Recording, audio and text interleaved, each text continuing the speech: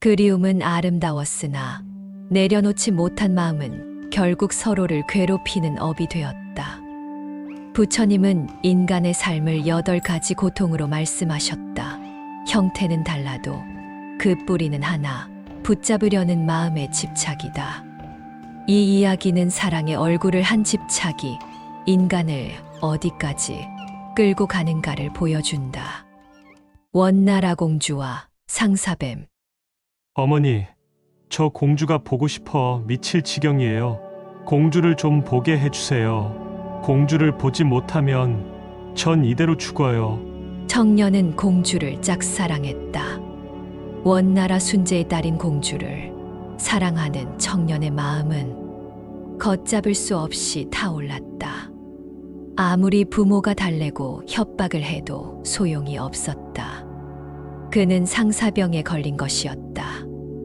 아무리 좋은 약을 쓰고 온갖 방법을 다 동원해 보았지만 상사병에는 약이 없었다. 나라에서 이 일을 알면 우린 삼족을 멸하고도 남는다. 언감생심. 그런 생각일랑 접어두어 참한 여자아이를 택해 장가를 들도록 해라. 청년의 어머니는 아들의 이마를 만지며 타이르고 또 타일렀다. 그녀의 두 눈에서는 달동 같은 눈물이 주르륵 흘러내렸다. 자식 하나 있는 것이 상사병이 들어 이 지경이 되었으니 타는 어머니의 가슴은 말로 표현할 수가 없을 것이었다. 올라가지 못할 나무는 쳐다보지도 말라고 했다. 우리 같은 평민이 어떻게 감히 공주를 꿈이나 꾼단 말이냐. 그러니 어서 기운을 차리고 일어나 새롭게 시작하거라. 어디 여자가 공주뿐이더냐. 많고 많은 것이 여자가 아니냐? 청년은 궁전의 한 부서를 관리하는 관리인이었다. 그는 궁전의 정원을 한가로이 거니는 공주를 보고 짝사랑을 하게 되었다. 그는 오나가나 자나깨나 오로지 공주 생각뿐이었다. 공주는 아름다운 미모에 예절이 바르고 마음씨 또한 곱기로 평판이 높았다. 그러므로 지위의 고하를 막론하고 누구든 그녀를 한번 바라만 보기만 해도 가슴이 설레고 만나고 싶어 했다. 그러나 그녀는 공주였다. 아무나 만날 수 없었으며 또 만나주지도 않았다. 그런데 관리인의 처지에 있는 청년이 공주를 짝사랑하다가 병이 들었으니 이는 아무리 생각해도 보통 일이 아니었다. 청년의 어머니는 늘 다니는 절의 스님을 초청하여 아들의 마음을 달래보려 하였다. 스님은 부처님의 말씀을 전하면서 집착이 얼마나 무서운 것인가를 일깨워 주었다. 청년이여, 집착은 참으로 무서운 것이다. 이 세상에서 인간이 겪는 고통을 얘기하자면 한이 없다. 그러나 그를 크게 묶어보면 8가지 고통이 있다. 첫째는 이 세상에 태어나 중생으로서 살아감이 고통이다. 중생은 그의 의지대로 태어나는 것이 아니요 의지대로 살아가지는 것도 아니다. 모두가 업의 힘에 이끌려가는 것이다. 그러므로 일단 인간으로 태어난 이상 인간의 삶을 살아야 한다. 둘째는 늙는 것이 고통이다. 생명을 담고 있는 육체는 시시각각 변화하는 것이어서 늙지 않으려 해도 늙게 마련이다. 사람은 태어나면서 죽음에 이르기까지 점차 늙어가는 것이다. 바위도 세월이 가면 풍화작용에 의해 자꾸만 닳아 없어지게 마련인데 하물며 인간이 어찌 늙지 않을 수 있겠는가. 그러므로 늙음이 고통이다.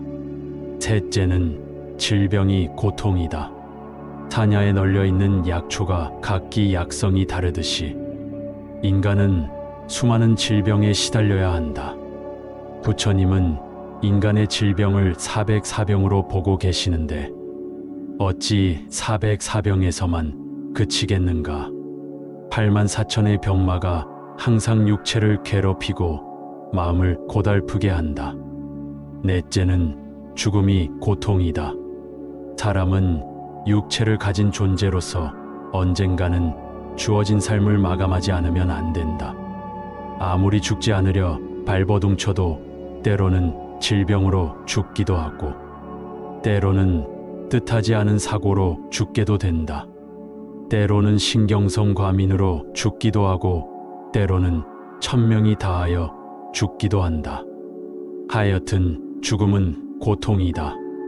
왜냐하면 죽음 이후의 세계를 모르기 때문이다.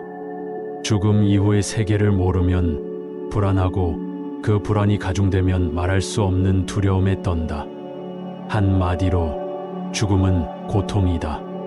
청년이여, 이를 네 가지 근본고라 이른다. 이러한 네 가지 근본고는 집착에서 생기는 것이다. 태어나지 않기를 바라지만 태어나게 되고, 살고 싶지 않아도 살아야 한다. 늙지 않으려 해도 늙어야 하고, 아프지 않았으면 해도 건강에 이상이 온다. 또 죽지 않으려 하지만 마침내 죽음은 온다. 청년이여, 이 네 가지 근본고에 부수적으로 따라오는 또 다른 네 가지 고통이 있다. 첫째는 사랑하는 사람과도 언젠가는 헤어지지 않으면 안 되는 것이 고통이다. 사랑하는 아내와도 헤어져야 하고, 귀여운 자식과도 반드시 이별은 있게 마련이다. 그 헤어짐은 생이별도 있을 수 있고 사별도 있을 수 있다. 한날 한시에 태어나 한날 한시에 죽는다 하더라도 생전에 가까운 업력이 다르므로 죽음 이후에는 각자 다른 길을 가게 마련이다. 둘째는 미워하는 사람과 만나는 것이 고통이다. 사랑과 미움이란 본디 처음부터 정해져 있는 것이 아니다. 사랑하는 사람이 태어날 때부터 정해진 게 아니고, 미워하는 사람도 태어날 때부터 미리 예정된 게 아니다. 살아가다 보면 사랑하던 사람이 미워지기도 하고, 미워하던 사람이 친해지기도 한다. 그러므로 같은 하늘 아래 같은 인간으로 살면서 생명이 붙어 있는 한, 사랑하는 사람만이 있는 게 아니라 반드시 미워하는 사람도 있게 마련이다. 이 미워하는 사람과 만나는 것은 고통이 아닐 수 없다. 그러므로 부처님은 이런 말씀을 하셨다. 사랑하는 사람을 가지지 말라. 미워하는 사람도 가지지 말라. 사랑하는 사람은 못 만나 괴롭고, 미워하는 사람은 만나 괴롭다. 청년이여, 셋째는 뜻대로 되지 않음이 고통이다. 이 세상 일이 모두가 마음먹은 대로 반드시 이루어지는 것은 아니다. 앞서 얘기한 근본고 네 가지도 마찬가지지만, 미워하는 사람과도 만날 때가 있고 사랑하는 사람과도 헤어질 때가 있는 법이다. 아무리 부귀와 영화, 온갖 것을 다 소유하고자 해도 그게 마음대로 얻어지지 않기에 고통인 것이다. 넷째는 이 몸과 이 마음 그대로가 고통을 담는 그릇이다. 눈으로는 아름다운 것만을 보려 하고 거친 것, 추한 것, 미운 것은 보지 않으려 한다. 귀는 좋은 말, 좋은 음악, 좋은 소리만을 들으려 하고 거슬리는 말은 듣지 않으려 한다. 코로는 향기로운 냄새만을 맡으려 하고 역한 냄새, 혼탁한 공기는 맡으려 하지 않는다. 입도 마찬가지요, 몸도 마찬가지며 인간의 심리도 마찬가지다. 하지만 이 역시 마음대로 되지 않으니 이를 고통이라 한다. 청년이여, 앞의 근본고 네 가지에 지금 말한 네 가지 부수적 고통을 합하여 인간이 겪어야 하는 8가지 고통이라 한다. 그런데 이러한 고통들은 다른 데서 오는 게 아니다. 바로 집착에서 오는 것이다. 집착에는 크게 3가지가 있다. 첫째는 자신에 대한 집착이다. 제 몸에 집착하고, 제 지식에 집착하고, 제 소유에 대해 집착한다. 이를 일러 아집이라 한다. 둘째는 상대방에 대하여 집착하는데 이를 인집이라 한다. 셋째는 깨달음에 대해 집착하니 이를 법집이라 한다. 이와 같은 집착에 의해 온갖 고통이 생기는 것이다. 집착은 자꾸만 자기가 유리하도록 끌어모으는 것이다. 청년이여, 그러므로 우선은 집착을 버려야 한다. 자네가 집착을 버릴 때 병은 낫게 된다. 공주에 대한 생각을 버려라. 그리하여 건강을 회복하라. 건강한 후에라야 그대는 무슨 일이든 할 수가 있다. 공주를 만나기 위해서라도 그대는 건강을 회복해야 한다. 병들어 골골하는 청년을 공주가 만나줄 리 있겠는가? 그녀를 만나고 싶거든 먼저 그녀에 대한 집착을 훌훌 털어버리고 기력을 회복하라. 하지만 청년은 끝내 일어나지 못하고 다시는 돌아오지 못할 삼도의 강을 건넜다. 그 청년은 죽으면서도 그 집착을 떨어버리지 못했다. 나는 이 세상에서 이루지 못한 사랑을 내 생애라도 반드시 이룰 것입니다. 나는 상사뱀이 될 것입니다. 말을 마치고 숨을 거둔 청년의 몸에서 느닷없이 구렁이 한 마리가 스르르 빠져나오더니 뚫어진 문구멍으로 쏜살같이 자취를 감추고 말았다. 청년의 어머니와 스님은 그 광경에 그만 기가 질리고 말았다.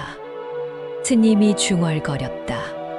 부처님 말씀에 나는 어진 의사와 같아서 병의 원인을 알아 약을 처방하기는 하지만 먹고 안 먹는 것은 중생들 자신에 달려있다 하시더니 내 그토록 타일러 것만 집착을 버리지 못함을 어이하랴. 그 후 얼마가 지나서였다. 하루는 공주가 한참 낮잠을 즐기고 있는데 갑자기 아랫도리가 서늘함을 느꼈다. 촉감이 아무래도 이상했다. 주위를 둘러본 공주는 아무도 없음을 확인하자 살그머니 손을 집어넣어 보았다. 뭔지는 알 수 없으나 뭉클했다. 기겁을 한 공주는 고개를 숙이고 살펴보았다. 거기에 웬 구렁이 한 마리가 있었다. 널쩍 다리에 제 몸을 칭칭 감고 머리는 사타구니 쪽을 향해 있었다. 행여 물릴세라 조심스럽게 일어난 공주는 왕후에게로 갔다. 공주의 걸음걸이가 이상하다고 느낀 황후가 먼저 물었다. 아니 공주야, 너 어디 다치기라도 했느냐? 어째 걸음걸이가 전과 다르구나. 공주는 느닷없이 일어난 사건을 사실대로 고했다. 황후는 몰래 사람을 시켜 그 구렁이를 떼어 내다 궁전 밖에 버렸다. 그런데 그 다음 날 또 똑같은 상황이 벌어졌다. 황후는 다른 사람을 시켜 소문나지 않게 공주의 몸을 감고 있는 상사뱀을 떼어 궁전 밖에 가지고 나가 칼로 여러 번 토막을 내버렸다. 하지만 그 일은 계속되었다. 나중에는 돌로 쳐 죽이고 몽둥이로 두들겨 죽였지만 소용이 없었다.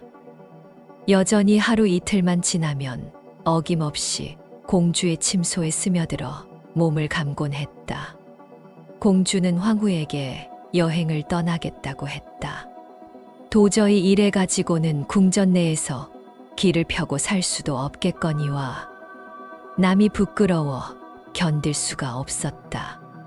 차라리 산천이나 구경하다가 일생을 마치고 싶었다. 그러나 황후에게는 수일간 여행을 하다 돌아오겠노라 했다. 황후는 공주에게 시녀 몇 사람을 붙여주었다. 여리디 여린 공주의 몸으로 어떻게 혼자 여행을 하겠느냐는 것이었다. 하지만 공주는 단신으로 궁궐을 빠져나왔다. 하체에는 여전히 뱀이 달라붙어 있었다. 일부러 남이 알까봐 누더기 옷으로 변장을 했다. 그녀는 이제 누가 보아도 영락없는 거지였다. 하지만 수중에는 돈도 많고 폐물도 감나가는 것들이 꽤 많아 여행을 하기에는 곤궁하지 않았다. 중국 전역을 돌아보았지만 마음을 안정시키기에는 역부족이었다. 그녀는 요동을 지나 두만강을 건너 고려 땅으로 들어섰다. 그때가 충해왕 4년이었다. 그녀는 평양을 거쳐 송도로 내려왔다.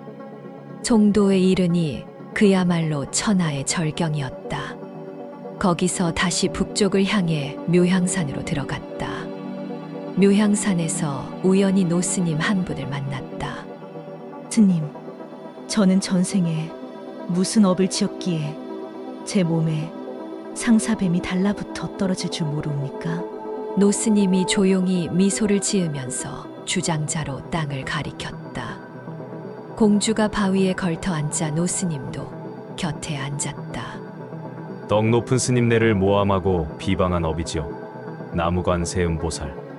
그는 굵은 단추를 달그락거리고 있었다.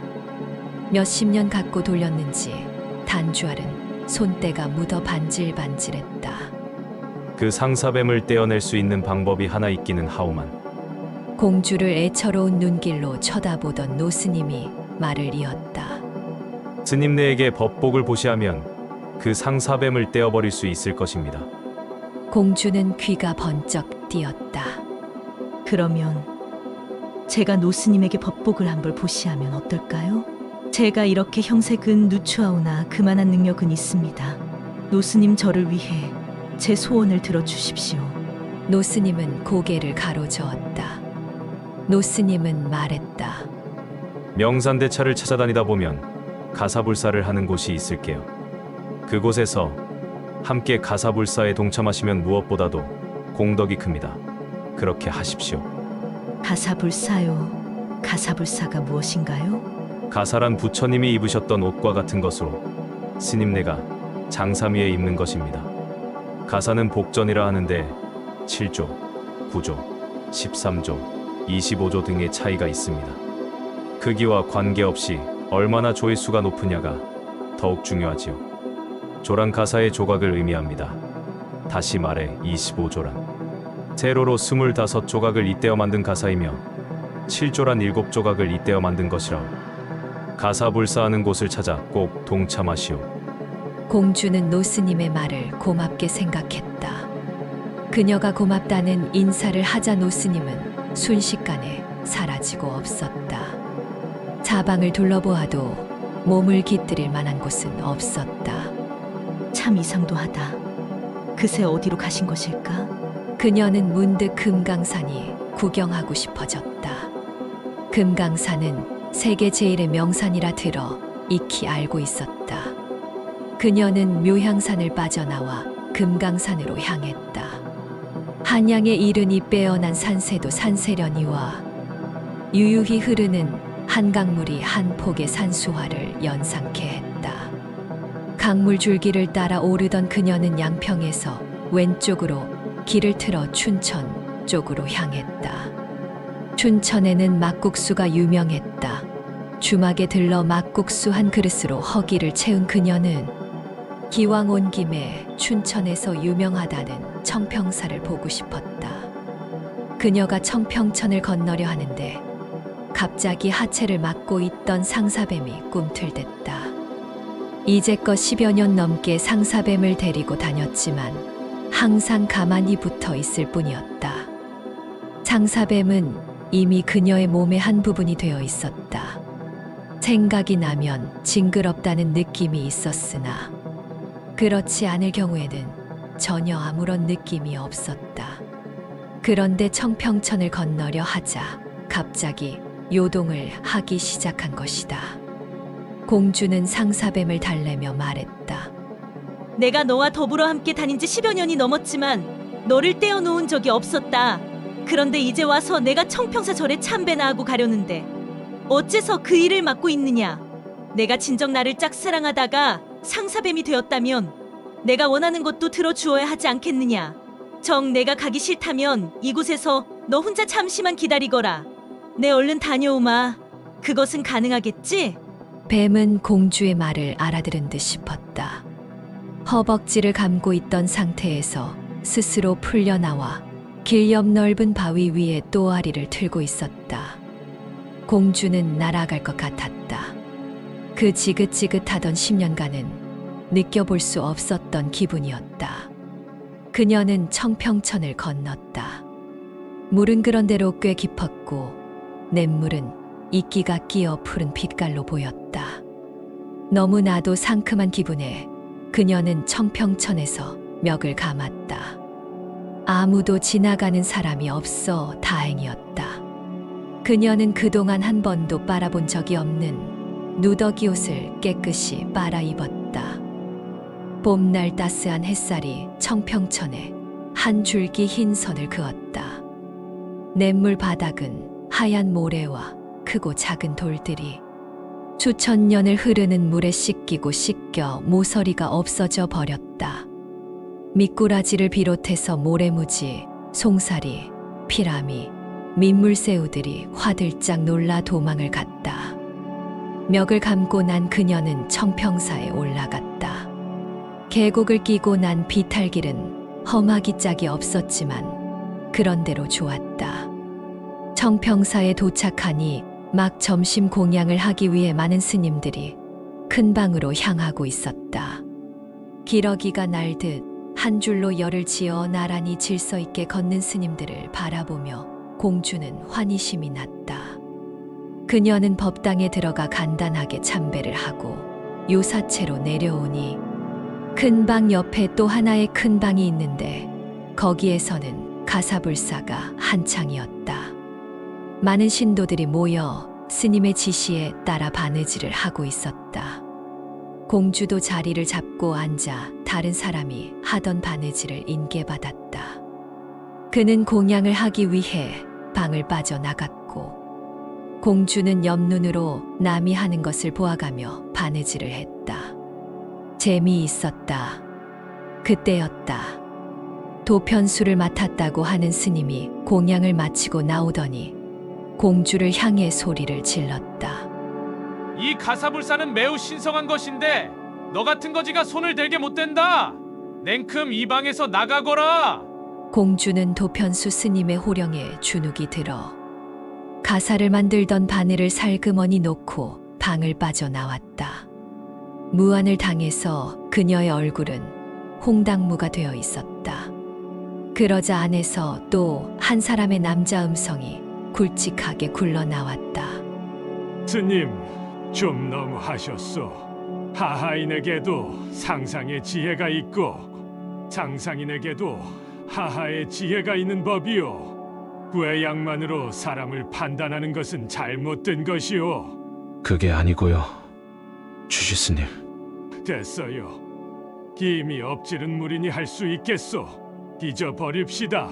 얘기의 내용으로 보아 도편수와 주지와의 대화 같았다.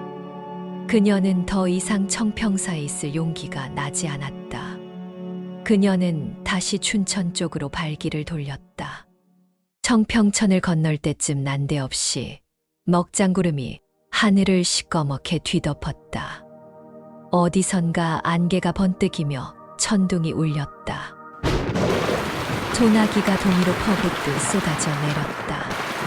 번개와 천둥은 더욱 가까워졌고 그 소리는 골짜기 전체를 찢어 발기고 있었다. 청평천을 다 건너 상사뱀이 기다리고 있는 곳으로 무거운 발걸음을 옮겼다. 뱀은 아직 그곳에 있었다. 바위 위에서 꼼짝도 하지 않은 채였다. 저 지긋지긋한 뱀을 다시 데리고 다녀야 하나. 아, 내 팔자야. 공주는 자연걸음이 더뎠다. 더딘 공주의 발걸음에 답답함을 느꼈는지 뱀이 또아리를 풀기 위해 머리를 들기 시작했다. 바로 그때였다. 번쩍. 순간적으로 일어난 사건에 공주는 넋을 잃고 혼절했다. 바로 앞에 벼락이 떨어진 것이었다. 한참 만에 깨어난 공주는 하늘이 파랗다고 느꼈다. 햇살이 화사하게 비추고 있었다.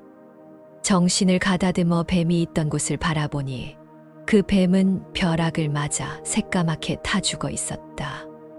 뱀이 죽었잖아? 오, 부처님. 부처님께서 제게 가피를 내리셨군요. 부처님은 제게 은혜를 베푸셨다고요. 그녀는 너무나 기뻤다. 하늘은 유난히 푸르렀다. 실록이 우거지기 시작하는 사냐와 조화를 이루고 있었다. 그녀는 다시 청평사를 향해 미친 듯이 뛰었다. 돌부리에 넘어지고 청평천에서 몇 번 허우적대기도 했지만 몸에는 상처 하나 없었다. 그녀는 단숨에 청평사에 도착했다. 입고 있는 누더기 옷은 이미 땀으로 흠뻑 젖어 있었다. 그녀는 법당에 들어갔다. 부처님이 환하게 웃고 계셨다. 세상이 온통 그녀의 것인 양 너무나 아름다웠다. 부처님, 이것은 오로지 부처님의 대자대비하신 힘에 의한 것입니다. 그리고 스님들이 입으시는 최상의 복전인 가사를 만진 공덕이옵니다.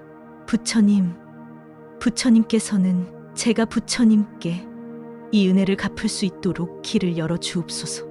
그녀는 수없이 절을 했다. 아무리 절을 해도 다리가 아픈 줄 몰랐다.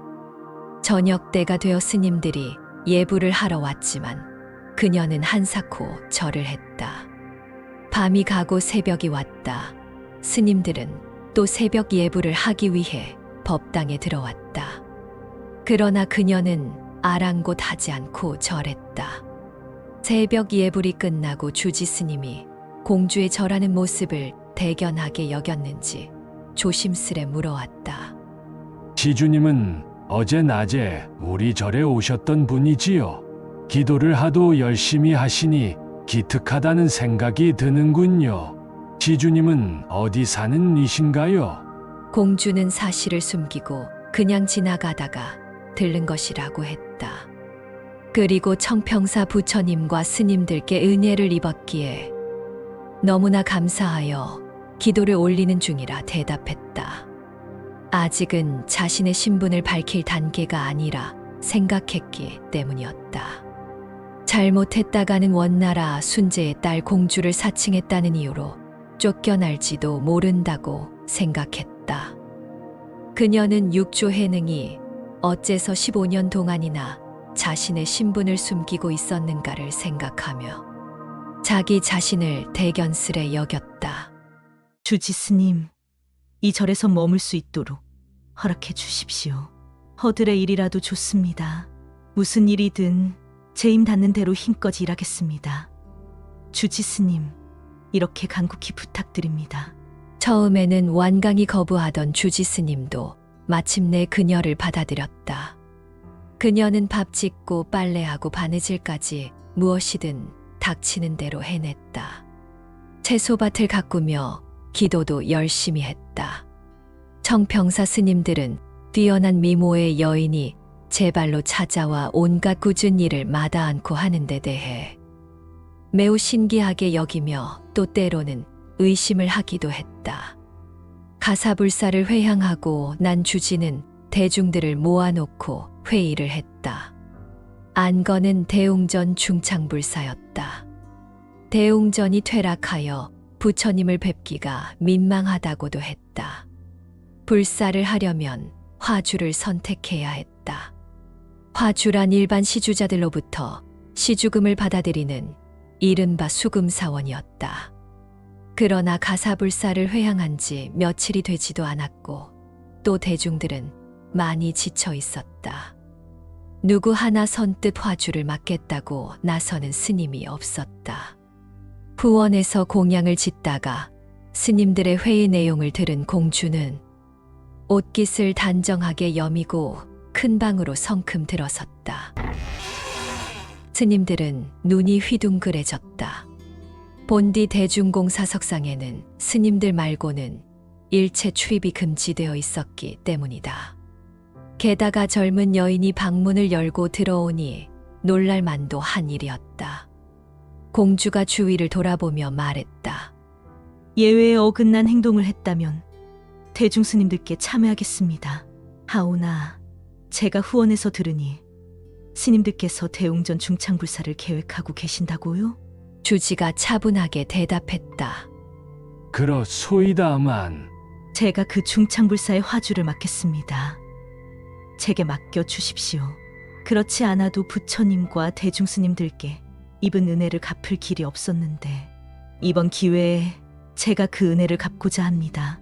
점입가경이었다. 후원의 허드레시를 아무런 보수도 받지 않고 도맡아 하던 미모의 젊은 여인이 이제는 대웅전 중창불사의 화주를 맡겠다니 스님들은 어안이 벙벙했다. 어떤 스님이 말했다. 여인의 힘으로는 꽤나 벅차실 텐데요. 화주란 생각보다 어려운 직책입니다. 하지만 맡겨 주십시오. 스님들은 공주에게 화주를 맡겼다. 공주는 지필묵을 달라고 했다. 그리고 떨리는 손으로 편지를 썼다. 그 편지는 춘천 부사와 강원 감사에게 보내는 것이었다. 편지를 다 쓴 공주는 사람을 시켜 강원 감사와 춘천 부사에게 전하도록 부탁했다. 며칠도 지나지 않았다. 강원 감사와 충천 부사가 말을 몰아 헐레벌떡 청평사에 도착했다. 스님들은 영문을 몰라 어리둥절하고 있었다. 강원 감사가 말에서 내리더니 인사를 차릴 겨를도 없이 물었다. 공주님은 지금 어느 방에 계십니까? 어느 방에 계시냐고요? 주지가 놀라 물었다. 공주라니요? 무슨 말씀이신지? 이 편지를 보내신 분이 바로 원나라 순제의 공주님이십니다. 어서 우리를 공주님께 안내하십시오. 그제서야 대중들은 그녀가 일개 미천한 여인이 아니라 공주였음을 알았다. 공주님, 그동안 얼마나 고생이 많으셨습니까? 그렇지 않아도 원나라 조정에서는 우리 고려국에 공주님이 있을 것이라며 찾아보라고 했습니다. 아주 잘된 일이 아니옵니까?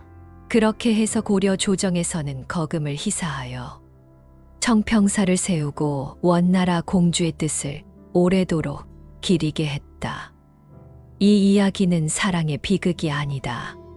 집착이 사람을 어디까지 끌고 가는가에 대한 기록이다.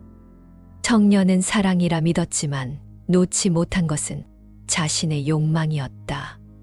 그 집착은 죽음 이후에도 사라지지 않아 사람이 아닌 뱀의 형상으로 남았다. 공주는 도망쳤으나 끝내 외면하지 않았다. 괴로움을 남 탓으로 돌리지 않고 자기 업으로 받아들이는 순간 집착은 스스로 힘을 잃었다. 벼락이 뱀을 죽였지만 업을 끊는 것은 마음의 결단이었다. 내려놓겠다는 한 생각이 10년의 굴레를 끊었다. 이 글을 읽는 우리에게도 하나쯤은 붙어있는 상사뱀이 있다. 사랑이라 부르며 놓지 못한 것. 이 이야기가 끝난 자리에 당신의 마음은 무엇을 놓아야 할지 조용히 스스로에게 묻게 될 것이다. 합장합니다.